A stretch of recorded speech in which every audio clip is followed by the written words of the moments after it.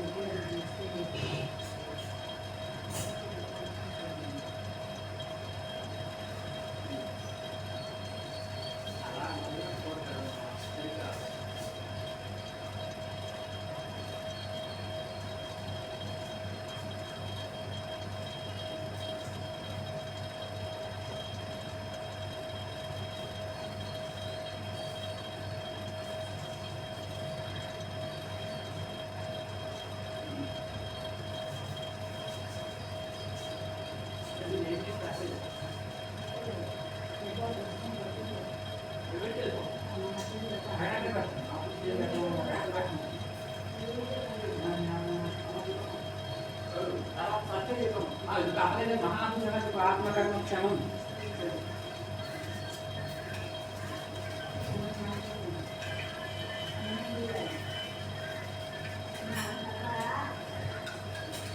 అది కలపాలి ఒక నిమిషం అది కలపలేదు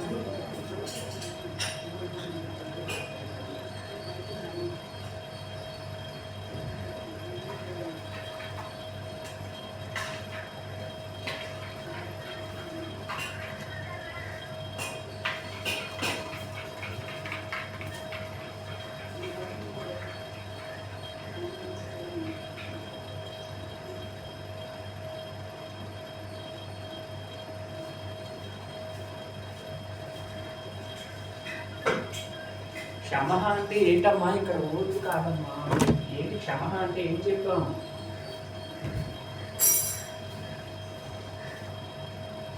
క్షమ అంటే అన్ని చోట్ల ఓర్పు కాదు క్షమ అని ఉంటే ఓర్పు అని ఇక్కడ క్షమ అని లేదు కదా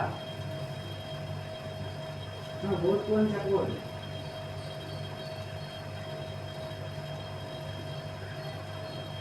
ఇది అనురూపమా క్షమ అంటే మనం ఒక్కసారి చెప్తుంది ఏం చెప్తాం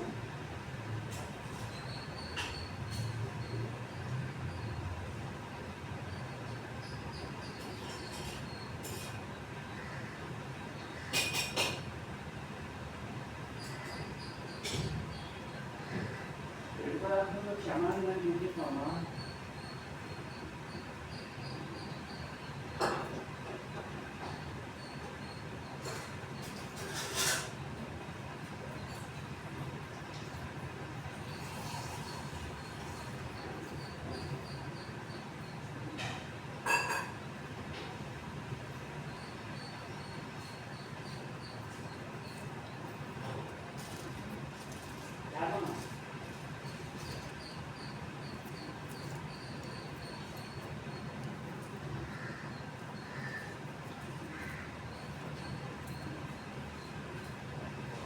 సత్య చెప్పు క్షమ అనేదానికి కారణం ఏంటి?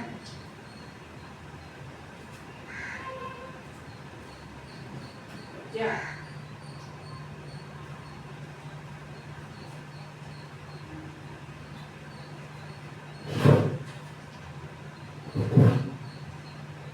సత్య ఉన్నావా? క్షమ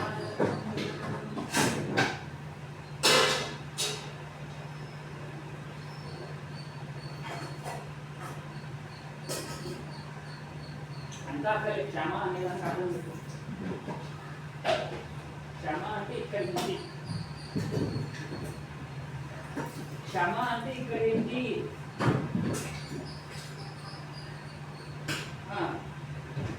తగిన అని. తగిన అంటే అనురూపమైన ఒకటే. చెప్పమ్మా. తగిన తగిన తగిన అంటే అనురూపమైన ఒకటే. తగిన వినిపించిందా? అతను దత్త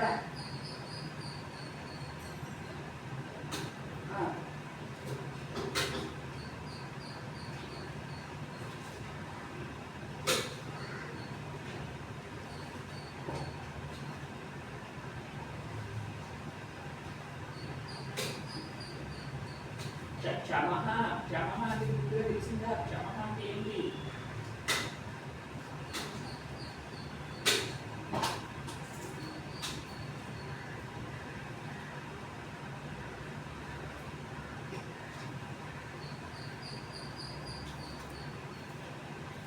నన్ను చెప్పండి, ఏదో ఒకటి తొందరగా చెప్పు. మొత్తం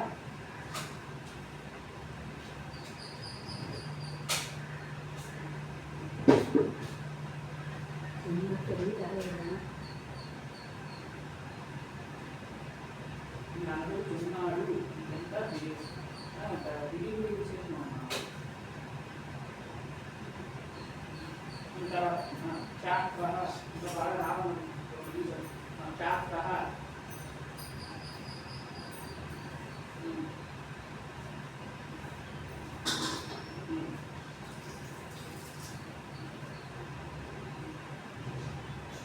అయం ఇది క్షత్రస్య క్షత్రియ సంబంధమైనది కనుక క్షత్ర ఒక నిమిషం అయం ఇది కాదు. అయం ఇతడు లేదు లేదు ఇది అని చెప్తాం. అయం ఇది క్షత్రస్య క్షత్రియునికి సంబంధించినది కనుక క్షాత్ర అనబడుచున్నది. ఎందుకంటే అయం అంటే ధర్మ అనే దానికి విశేషంగా చెప్తున్నాం కాబట్టి అయం ఇది అని చెప్తున్నాం. అదే దిలీపుడికి విశేషంగా చెప్తే అయం ఆతడు అని చెప్తాం. అర్థమైందమ్మా? అయం అయం ఇది క్షత్రస్య క్షత్రియునికి సంబంధించినది కనుక క్షాత్ర అనబడుచున్నది. సంబంధించిన కనుక ఓపేసి వెళ్ళిపోతాను. ఇప్పుడు ఏం చేసుకో.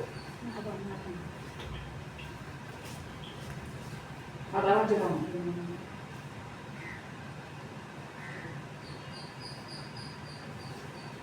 సత్య చెప్తా సత్య చెప్పాము.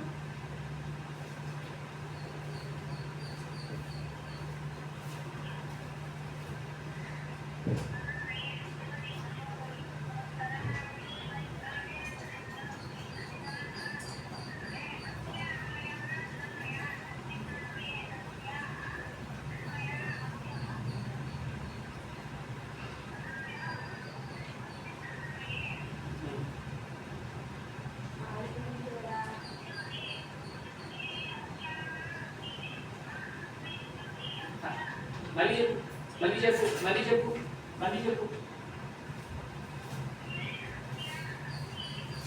దీర్ఘం చెప్తున్నావా? అస్య దీర్ఘం లేదు. మళ్ళీ చెప్పు ఒకసారి. నా దీర్ఘం తీసుకోండి.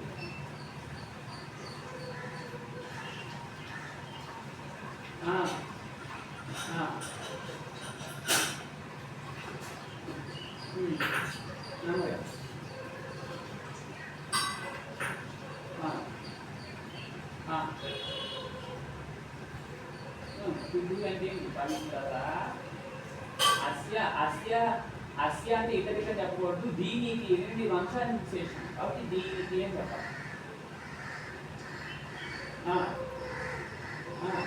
శుద్ధిని పవిత్రత అస్థితి ఉన్నది కనుక బుద్ధిమాన్ అనబడుతున్నది.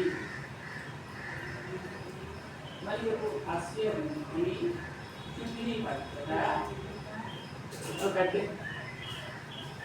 అస్తి ఇది మరియు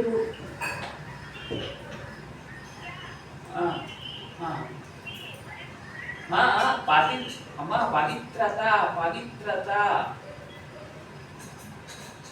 శుద్ధి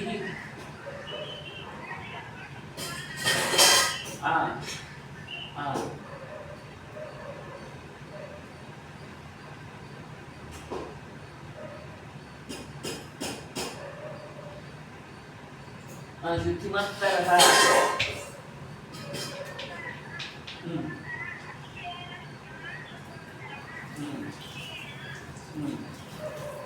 అధికముగా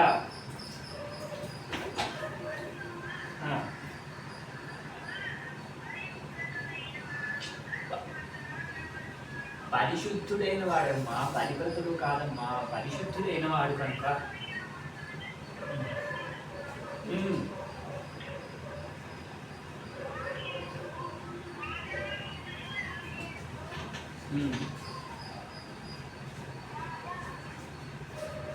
రాజా కాదు హిందూ రివాజ్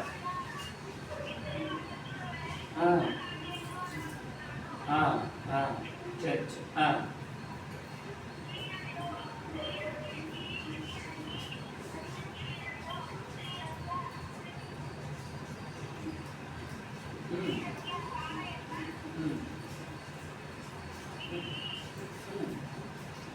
రాశి రాశి రాశి రాశి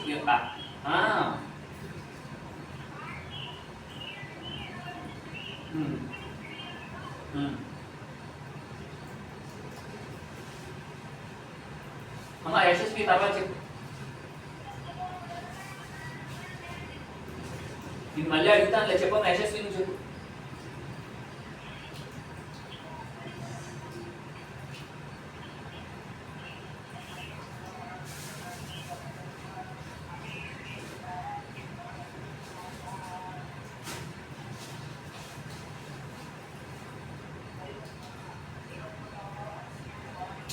నువ్వు ఎప్పటి నుంచో తప్పు చెప్తున్నావు. మా వివస్వత అపత్యం లేదా వివస్వతో పత్యం, నువ్వు వివస్వతో అని ద్వివచనాంతం ఏదో చెప్తున్నావు.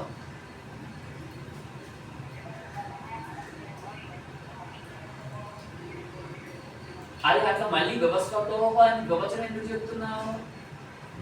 వివస్వతో పత్య విసర్గ ఉందా? వివస్వతో అనుందా? ఈ తప్పు నువ్వు చాలాసార్లు చేసావు, అందుకే మళ్ళీ అడుగుతున్నాను. ఈ తప్పు, ఈ శ్లోకం ఇదే పదం చాలాసార్లు ఇలాగే తప్పు చెప్పుకో.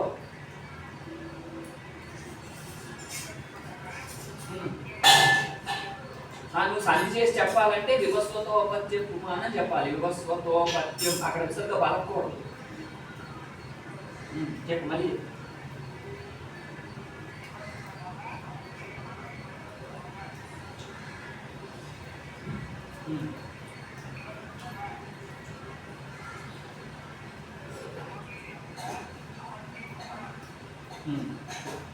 పురుషుడైన సంతానం కనుక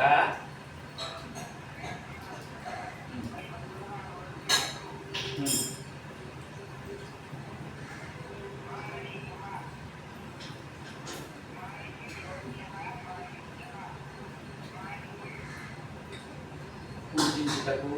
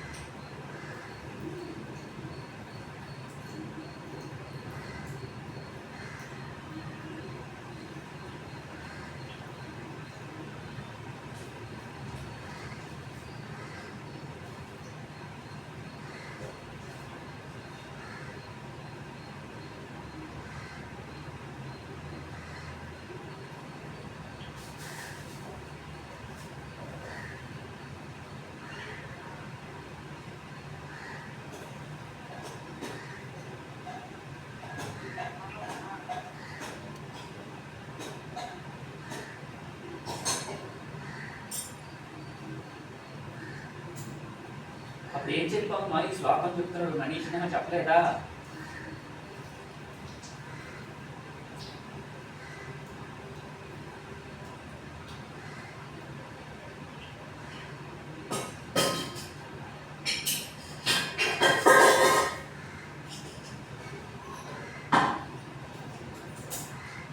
మామూలుగా మనీషినః అనేదానికి మనీషా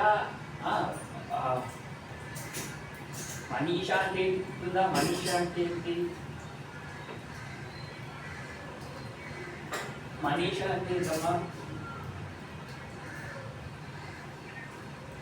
అయ్యో మనీషా తెలియాలి కదమ్మా మీకు. అమర్ కోసం చదివారుగా మీరందరూ.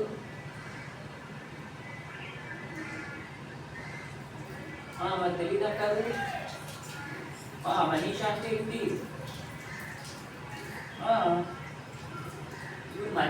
మనీషిన అనేది కొత్తగా అర్థం చెప్తారు. మనీష కలిగిన వాళ్ళు, మంచి బుద్ధి కలిగిన, శ్రేష్టమైనటువంటి బుద్ధి కలిగిన వాళ్ళు అని మనీషిన అనేది అర్థం.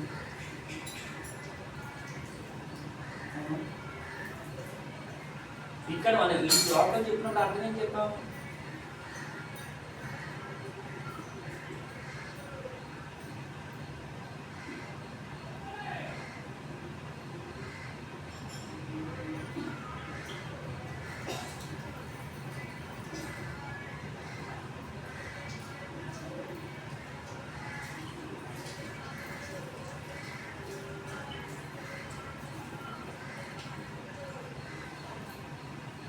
మనసః మనస్సు, మనస్సు అప్పుడు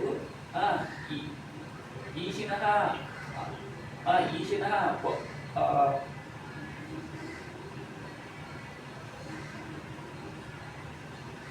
మనస్సునకు చేరువారు కనుక మనీషినః అనబడుచున్నారు అని చెప్పండి. చేరువారు కనుక అని చెప్పండి. ఆ శ్లోకంలో మనం ఏం చెప్పాం అర్థం గుర్తులేదా?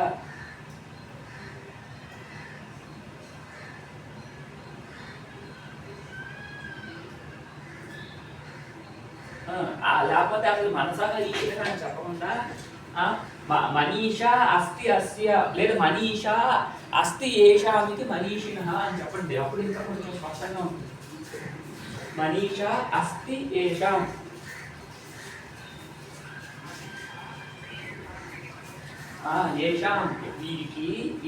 వీరికి మనీషా బుద్ధి అస్తి ఉన్నది కనుక మనీషినః అనబడుచున్నారు.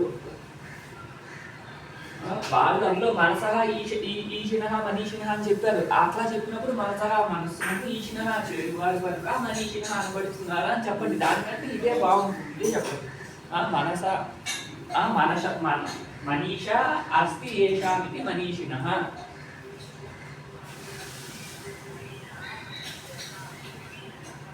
ఏషాం అనే దగ్గర ఇదం శబ్దం, యత్ శబ్దం కాదు. నా ఉచ్చారణ మళ్ళీ ఎలా తెలుస్తుంది?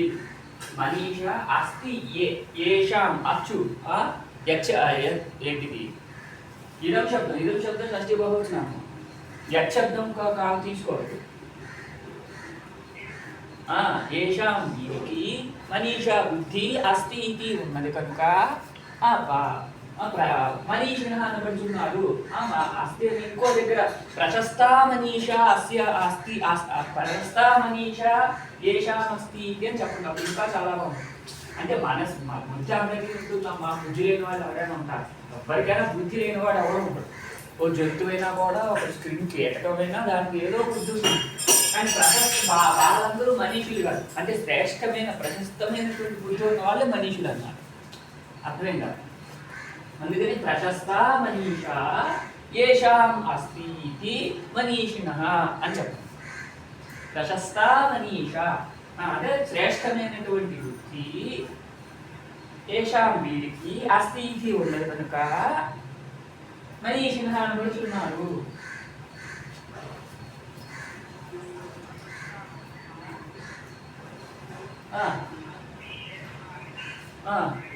మనీషినః ఏషాం వీరికి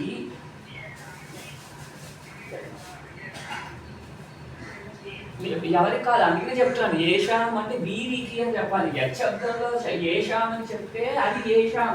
బహువ్రీహి సమాసంలో ఎవరికి అని చెప్తాం. ఇది ఇదం శబ్దంలో షష్ఠీ బహువచనం అంటాం. కాబట్టి వీరికి అని చెప్పాలి. అందుకని ఇందాక 2-3 సార్లు చెప్పాను అమ్మా. ఏతేషం అని కూడా చెప్పొచ్చు, కానీ మామూలుగా ఈ అష్టాధ్యాయుల సూత్రం ఏముంటుందంటే అదేంటి తదస్య అస్తి అస్మిన్ అస్య అస్తి అస్మిన్ అస్తి అస్య అస్మిన్ అని 2 ఇదం శబ్దాలే చెప్పారు. అర్థమైందమ్మా?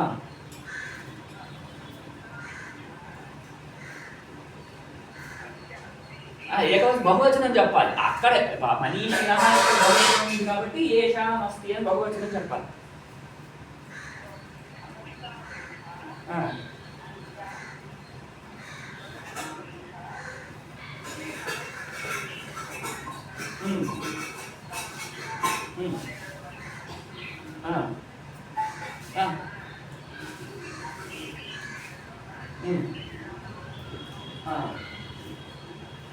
తెలిసిందా స్పష్టంగా?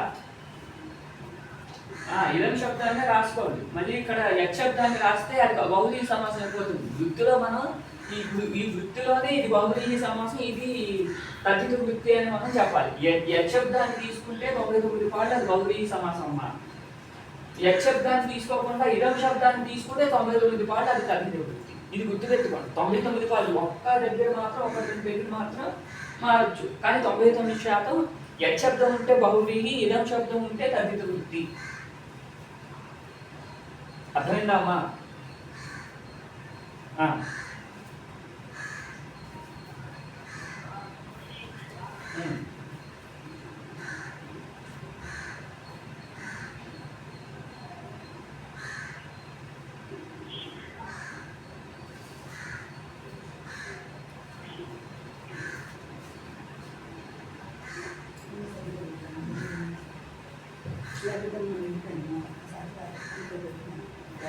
వాళ్ళు వస్తారు వాళ్ళు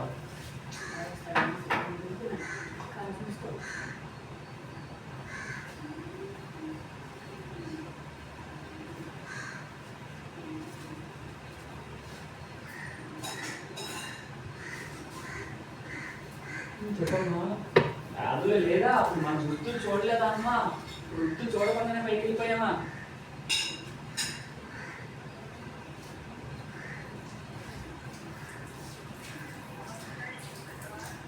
అమ్మా అమ్మా అట్లా చెప్పకూడదు, పుస్తకం చూసి చెప్పు.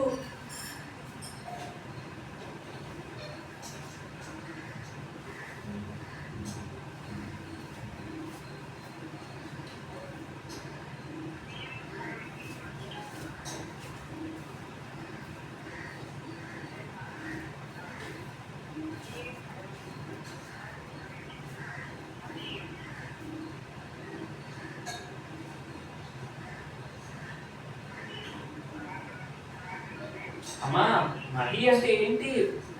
మహి అంటే ఏంటమ్మా? రాజంటావేంటమ్మా?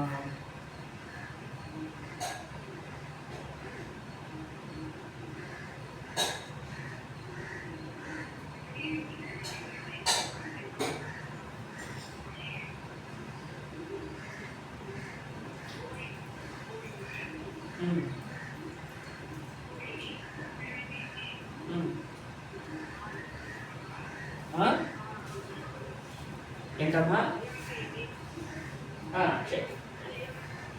క్షయంతే మహి క్షయంతే ఇది బహువచనం.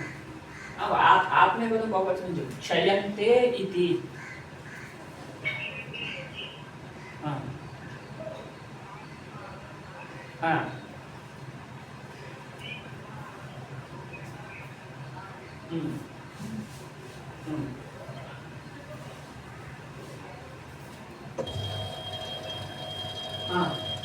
మా చంద్రశేఖర తర్వాత స్వాగతం చెప్పమ్మా.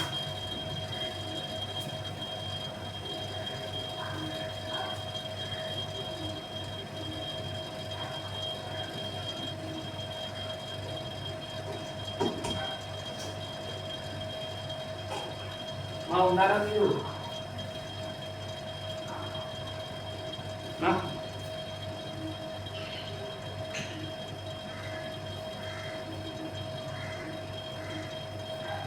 ఏమన్నా చంద్రశేఖర అనిపించట్లేదా?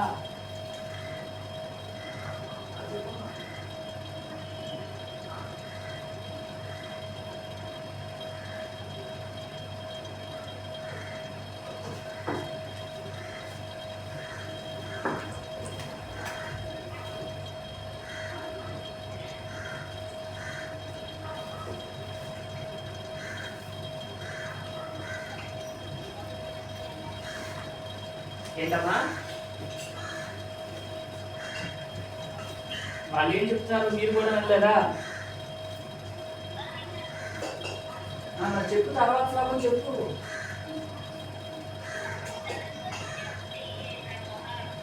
అక్కడికి ఎందుకు వెళ్ళిపోయావు?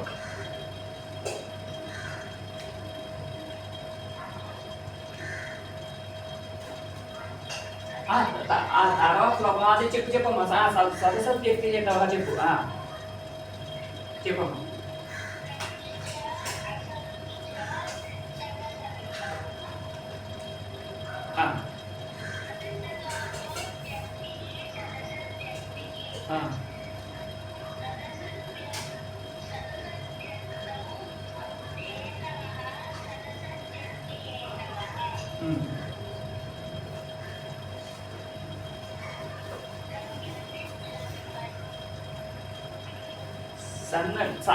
దాని అర్థం చెప్పు. సదసత్ వ్యక్తి హేతవ అంటే అర్థం చెప్పు. సత్ అంటే ఏంటి, సన్ అంటే ఏంటి, అసన్ అంటే ఏంటి, వ్యక్తి అంటే ఏంటి, హేతు అంటే ఏంటి?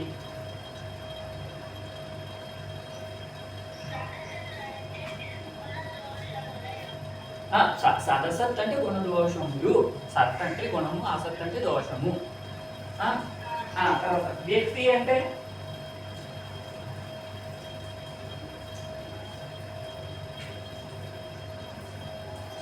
వ్యక్తి అంటే ప్రతిపదార్థం చూడు. వ్యక్తి అంటే దాని క్రియాచూడు. ఇది అర్థం కాలేదు ఏంటమ్మా? వివేచనం, వివేచనమమ్మా, వివేచనము.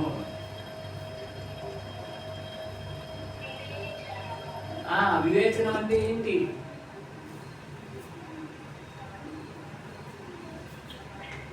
వివేచనం అంటే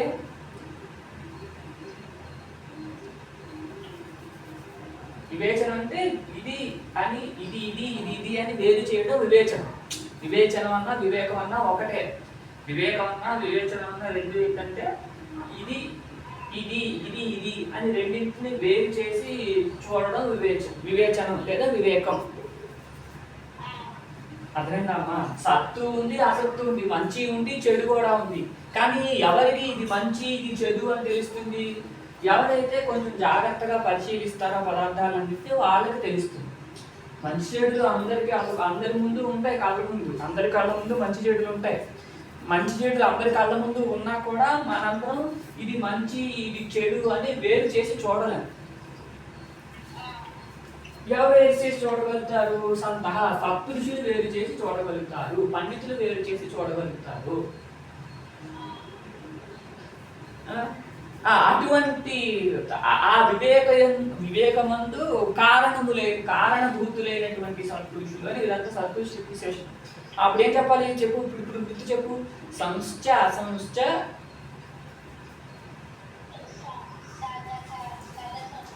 ఇప్పుడు చెప్పు. సంశ్చ గుణములను, అసంశ్చ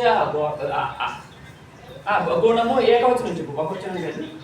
గుణము దోషము రెండు కూడి ఉన్నవి కనుక సదసంతో అనబడుచున్నవి.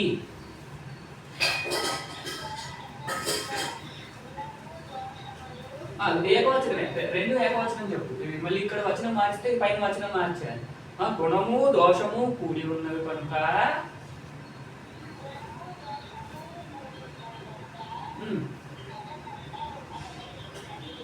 వివేచనం అనబడుచు సదసంతో అనబడుచున్నవి. సంశ్చ గుణమును అసంశ్చ దోషమును కూడి ఉన్నవి కనుక సదసంతో అనబడుచున్నవి.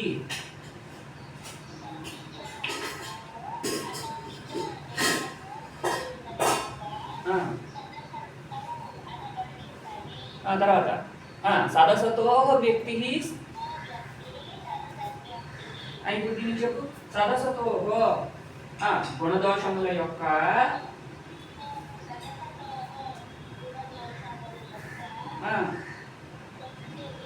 వివేచనము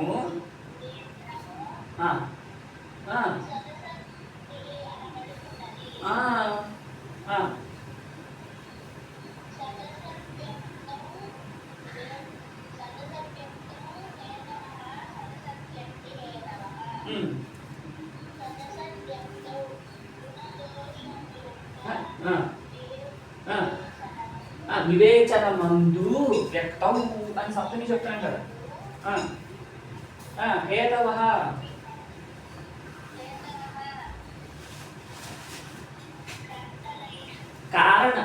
కర్తలు కారణములైనందువలన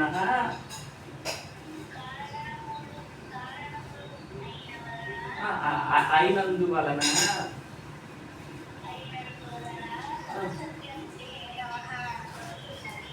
అనబడుచున్నారు. ఇది సంతహాకు విశేషణం, బహువచనం కదా. హేతు హేతు హేతవ అని బహువచనం, కారణములు అని బహువచనం చెప్తున్నాం కాబట్టి అనబడుచున్నారు అని చెప్పాలి.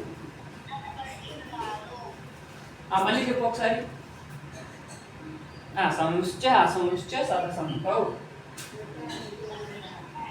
నువ్వే వేసావు, నేను వేసాను, రెండే వేసాను. కూడి ఉన్నది కనుక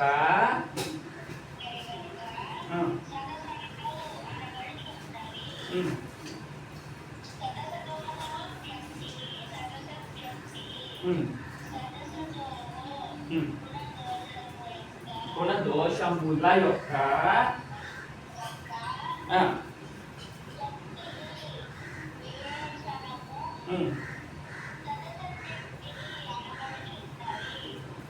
సరస్వతి వ్యక్తికి అనబడుచున్న ద్వితీయ ఏకవచనం, ఇది ద్వివచనం కాదు.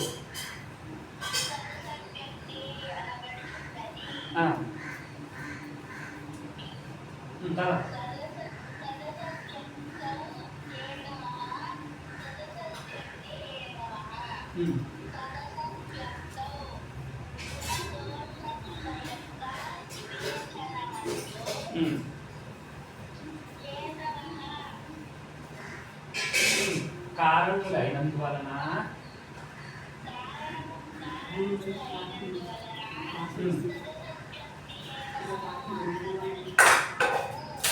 అమ్మ నువ్వు చెప్పు. చంద్రశేఖర్ ఒకసారి చెప్పింది పెద్దది, ఇది మనకి బాగా రావాలి అందరికీ. చెప్పమ్మా చంద్రశేఖర్ చెప్పు. సంశ్చ అసంశ్చ సదసంతౌ. సంశ్చ అసంశ్చ సంశ్చ అసంశ్చ సదసంతౌ. అర్థం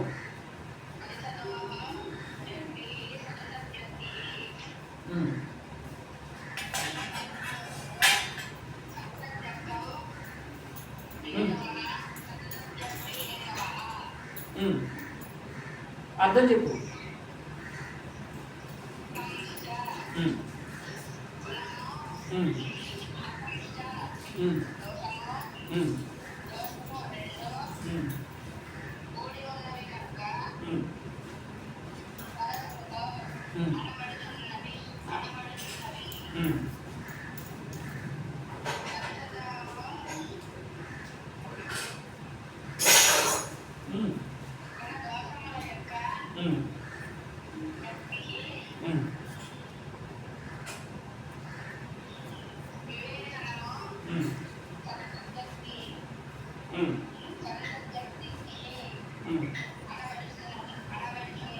అనబడుచున్నది సదసద్ వ్యక్తి అని ఏకవచనం.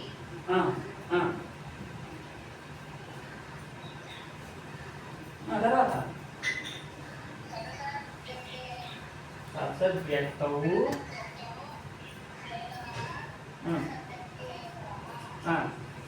చెప్పండి.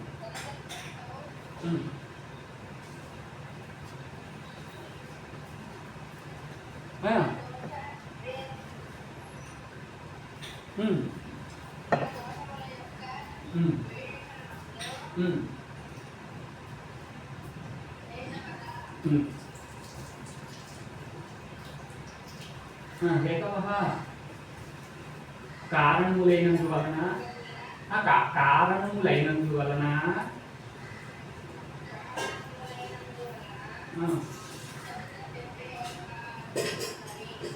అనబడుచు. అమ్మ దత్త నువ్వు చెప్పు. దత్త చెప్పమ్మా. చెప్పమ్మా యశస్వి చెప్పు. దత్తని చెప్పమన్నాను. మరి నువ్వు చెప్పు, నువ్వు చెప్పిన తర్వాత అయితే దత్త చెప్తాడు. నువ్వు చెప్పు. ఉమ్. ఉమ్.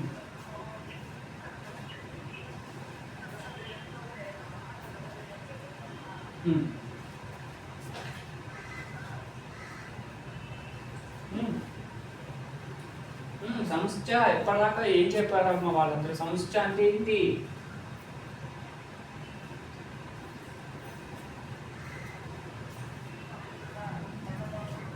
సరిగ్గా సంస్థ అంటే గుణదోషముల యొక్క అంత అర్థం వచ్చేసింది ఆ సంస్థ అనే ఒక్కదాని వల్ల.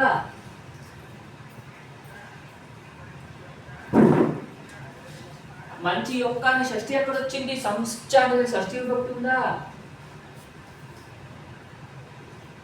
చెప్పేటప్పుడు ఒక క్షణం ఆలోచించాలి కదమ్మా. సంస్థ అంటున్నా, అక్కడ నీకు షష్ఠి ఎక్కడ కనిపించింది?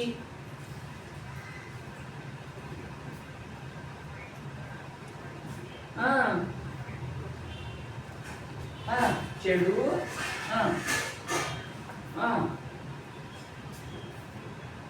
వినలేదు వాళ్ళు చెప్తున్నప్పుడు. మీ ఇద్దరు మీరందరూ మీ లోకంలో ఉంటారు. వాళ్ళు చెప్తుంటావు. ఇదేం ఒకళ్ళకి వ్యక్తిగతంగా చెప్పేది కాదని వంశాలు చెప్పారు కదమ్మా. ఎవరినో ఒకళ్ళని అడగాలి కాబట్టి అడుగుతున్నారు. అందరికీ సంబంధించింది. కానీ వాళ్ళకి చెప్తుంటే మీరు వినకపోతే నేనేం చేస్తాను చెప్పు. ఇప్పుడు ఇలా వ్యక్తిగతంగా ప్రతి ఒక్కరికి చెప్పుకుంటూ వెళ్తే ఎప్పుడవుతుంది మనకి?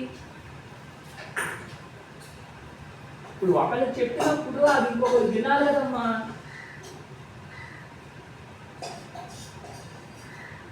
చెప్పు సంస్థ అంటే ఏంటి? వాళ్ళకి ఏం చెప్తాం? మళ్ళీ వాళ్ళకి చెప్పి నేను నీకు చెప్తే ఇక టైం వేస్ట్ కాకుండా ఇంకేమవుతాం? ఇప్పుడు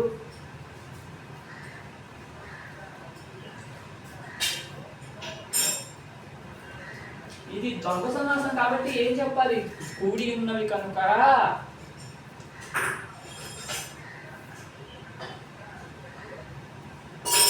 కూడి ఉన్నవి కనుక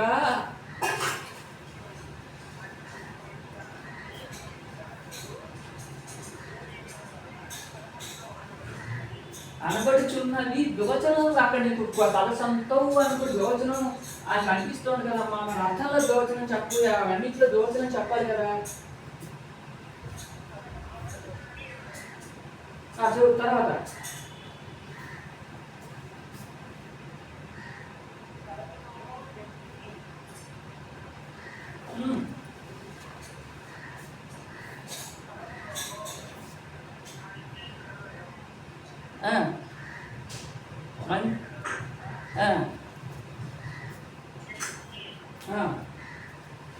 వివేచనము, వివేకము,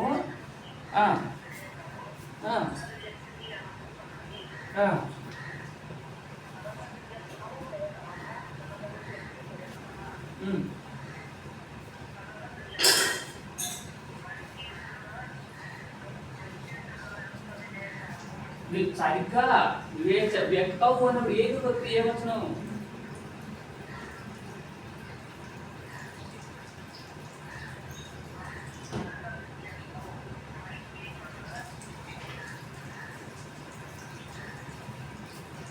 వివేచన మందు వాళ్ళు అన్నిసార్లు వాళ్ళు చెప్తే నువ్వు వినకపోతే మళ్ళీ నీకు నేను ఎక్కడమ్మా చెప్పేది? ఇలా ఒక్కొక్కడికి ఒక్కొక్కసారి చెప్పుకుంటూ పోతే మనకి ఏమవుతుందమ్మా? కొంచెం ఆలోచించాలి కదమ్మా మీరైనా. అందుకే ఎప్పటి నుంచో త్రిదశాలాగా ఉండిపోయాం. ఆ దేవతలకు 30 సంవత్సరాల వయసు ఉన్నట్టుగా మనం 30 దాటి వెళ్ళట్లేదు. ఎప్పటి నుంచో అక్కడే వెనక్కి వెళ్తామని ముందుకెళ్ళట్లేదు. వాళ్ళకి చెప్తుంటే మీరు ఇప్పుడు నీకు నేను ఒక్కొక్కరికి చెప్పాలంటే ఎక్కడ చూస్తుంది అలాగా?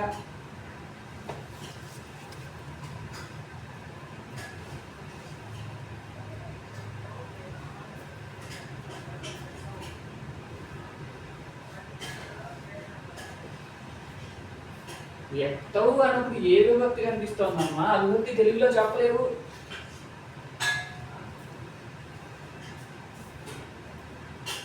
ఇప్పుడు వాళ్ళకి అన్నిసార్లు చెప్పించావు కదమ్మా. నాకు నీతో మా పాఠం చెప్పిన వెంటనే టీ తాగకపోతే నాకు మనశ్శాంతి ఉంటుంది, అంత తలనొప్పి వచ్చేస్తుంది. వ్యక్తం అనే సప్తమిలో ఏం చెప్పాలి?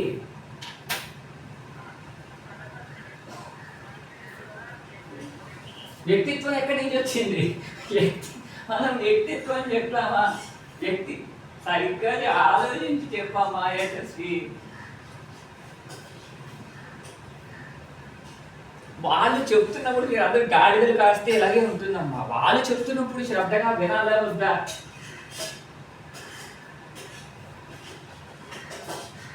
మీ లోకంలో మీరుంటారు.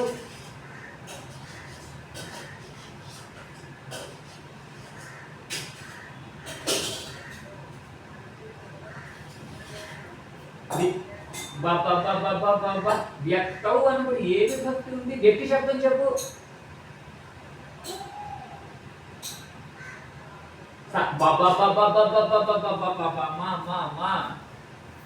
వ్యక్తి వ్యక్తి సరస్వతో వ్యక్తి అని అక్కడ చెప్తున్నావు కదా, మళ్ళీ ఇప్పుడు దాన్ని అకారాంతంగా ఎందుకు తీసుకొచ్చేసావమ్మా? కన్నడ ఉంటే ఇలాంటివి వినడానికి. చెప్పమ్మా.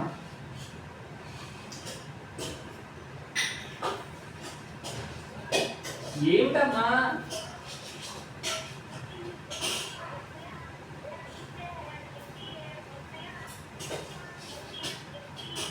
అమ్మా అమ్మా అమ్మా వ్యక్తి శబ్దం స్త్రీలింగంగా ఉంటుంది.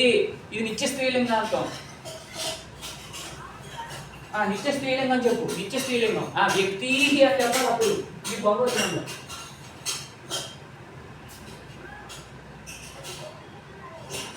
కాదమ్మా, ఏంటమ్మా వ్యక్తి అనుకుంటే గౌరీ శబ్దంగా ఎదుగుతుందమ్మా. ఇది వ్యక్తి అనట్లేదు.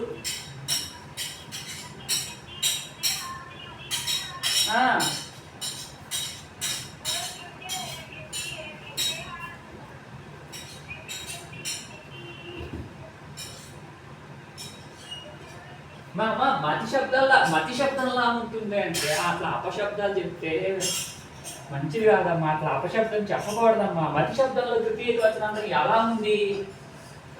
మీరు వాళ్ళతో పాటు శబ్దాలు నేర్చుకుని రావాలి. ఇప్పుడు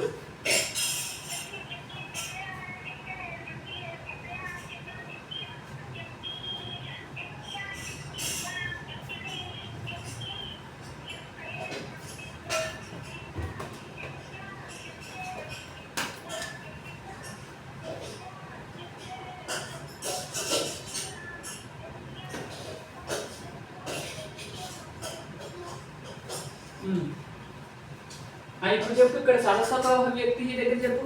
సరస్వతోహ వ్యక్తి సరస్వత్ వ్యక్తి. తర్వాత సరస్వత్ వ్యక్తౌ హేతవ సరస్వత్ వ్యక్తి హేతవ.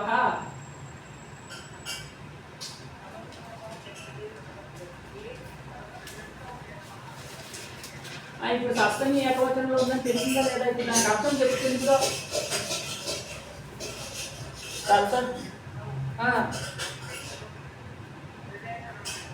ఇందాక వాళ్ళు అన్నిసార్లు చెప్తున్నప్పుడు మీకు గాడిదలు కాస్తే లేకపోతే ఇంత సమయం కలిసి వచ్చేది. వాళ్ళు చెప్పేది కొంచెం శ్రద్ధగా వింటే, వాళ్ళు చెప్తున్నప్పుడే వినడానికి మీకు అందరికీ ఏమిటమ్మా రోగాలని మాయ రోగాలు వస్తాయి. వాళ్ళు చెప్తున్నప్పుడు వాళ్ళ చేతి చెప్పిస్తున్నప్పుడు అది మీరు విని చెప్పాలి కదా వెంటనే. మళ్ళీ మీ చేతి ఇదంతా చెప్పి మనకి సమయం వ్యర్థం కాకుండా ఇంకేమవుతుంది? ఇంకా మనం ముందుకు ఎప్పుడు వెళ్తాం? ఇదంతా ఒక పావు గంట ముందే వాళ్ళ చేతి చెప్పించాం. మళ్ళీ పావు గంట మీ వాళ్ళ అయిపోయింది.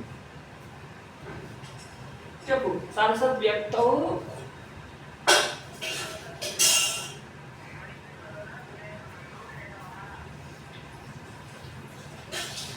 ఏతవ అంటే ఏం చెప్పాం? కర్తల కారణములైనందువల్ల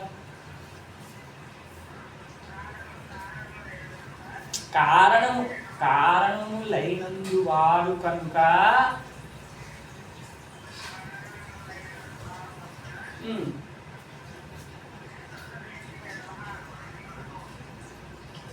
రాసుకోండి. ఇట్లా వాళ్ళు చెప్తుంటే ఒకళ్ళు చెప్తుంటే ఇంకొకసారి మీరు అందరూ రాసేసుకోవాలమ్మా.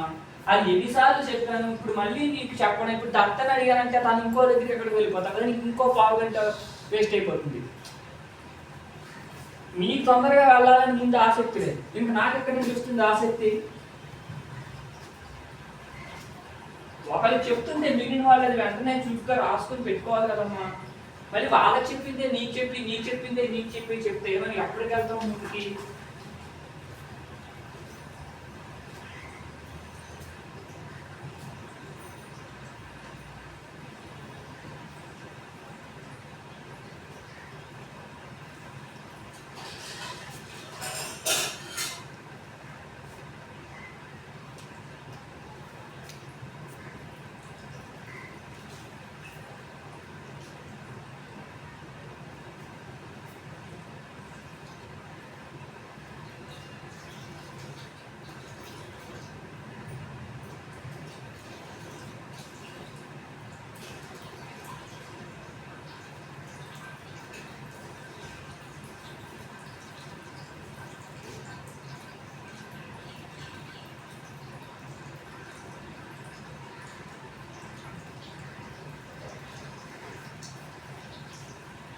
మా రాశారా మీ అందరూ?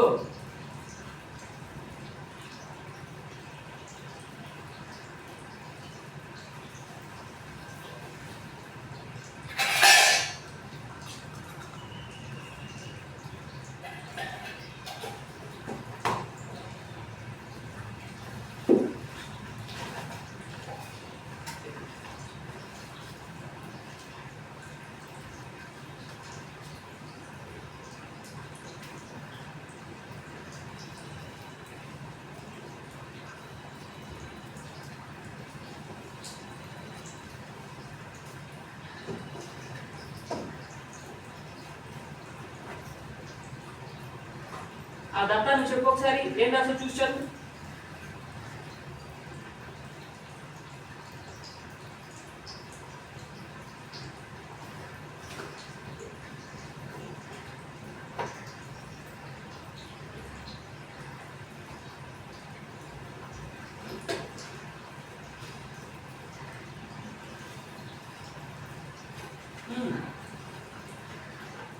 కూడి ఉన్నవి కనుక ఎన్నిసార్లు చెప్పించాలమ్మా? ద్వంద్వ సమాసంలో కూడి ఉన్నది కనుక అని చెప్పాలని చెప్పాను కదమ్మా.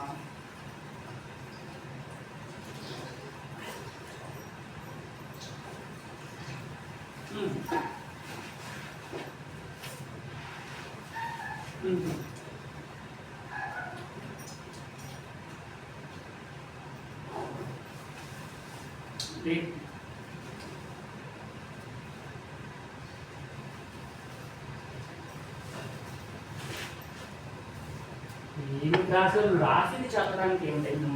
నేను సొంతంగా చెప్పాలో చెప్పమని లేదు, రాసింది చూసి చదవమ్మా అంటే. వ్యక్త ఎందుకైపోయింది? అది వ్యక్తిని కాస్త వ్యక్త చేసేసావు.